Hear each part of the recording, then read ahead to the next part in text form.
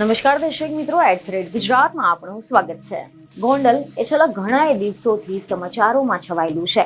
પહેલા તો ગોંડલમાં રહેતા રાજકુમાર જાટના કેસને લઈને જયરાજસિંહ અને તેમના પુત્ર સામે થયેલા કેટલાય આક્ષેપોને લઈને ભારે હંગામો થયો હતો, જેના બાદમાં પાટીદાર સમાજના સગીરને મારવાની ઘટનાને લઈને પણ વિવાદ ઉઠ્યો હતો. અને હવે રાજકોટ જિલ્લા ભાજપ પ્રમુખ અલ્પેશ ઢોલરિયાએ ગોંડલ બેઠક પર ભવિષ્યના ધારાસભ્ય તરીકે ગણેશ જાડેજાનું નામ જાહેર કરતા ફરી એકવાર વિવાદોનો મધપૂડો છંછેડાઈ ગયો છે.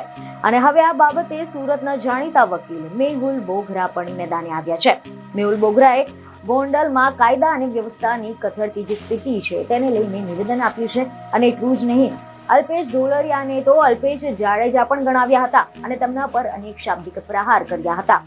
અહેવાલ એવા મળી રહ્યા છે કે મેહુલ બોગરાએ સોશિયલ મીડિયા પર એક વિડીયો પોસ્ટ કર્યો છે, જેમાં તેમણે અલ્પેશ ઢોલરિયાની સામે આક્ષેપ કરતા જણાવ્યું કે કોઈ એમ કહે છે કે ગોંડલ એ મારા બાપ દાદાની જાગીર છે, અહીંયા કોઈ ઉભા ન રહી શકે, તો આ ડેમોક્રેસી આ કોઈના બાપ દાદાની જાગીર નથી. એવું કહેતું હતું કે ગોંડલ ચાલુ થાય એટલે કાયદો અને વ્યવસ્થા પૂરો થાય. અલ્પેશ ઢોલરિયા, જેમને પાટીદાર ન કહેવાય તેમ કહીને અલ્પેશ ઢોલરિયાને અલ્પેશ જાડેજા કહીને સંબોધતા તેમણે જણાવ્યું કે તે કહે છે કે આ સીટ પર તમે લાડો પાડો છો, આવા શબ્દોનો ઉપયોગ કરે છે. કેમ આ સીટ તમારા માતા પિતાની છે?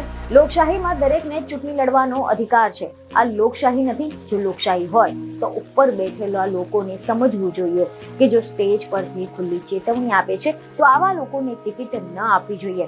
અભિમાન તો રાવણનું પણ ચકનાચૂર થઈ ગયું હતું. ધારાસભ્યના પતિ જે જીવલેવાના કેસમાં આરોપી છે, હાઈકોર્ટે તેને આજીવનની સજા આપી છે. તે વ્યક્તિ કહે છે કે આ સીટ પર તો મારો જ પરિવાર ઉભો રહેશે. ગોંડલમાં જે રાજકુમાર જાટનો કેસ છે તેમાં પણ પોલીસની ફરજ છે કે તે ફરિયાદ લે અને પછી તપાસ કરે, પરંતુ આરોપી ધારાસભ્યના પુત્ર હોવાથી ફરિયાદ પણ દાખલ કરતી નથી. અને રાજકુમાર જાટના પીએમ રિપોર્ટમાં પણ રાજકુમાર જાટના શરીર પર ગંભીર ઈજાના નિશાન મળી આવ્યા છે. એક વ્યક્તિ ન્યાય લેવા માટે આંદોલન કરે છે, તે કોર્ટના ચક્કરો કાઢે છે, તેની ફરિયાદ પણ લેવામાં નથી આવતી. અને આમ તેમને સિસ્ટમ પર પણ અનેક સવાલો ઉઠાવ્યા હતા.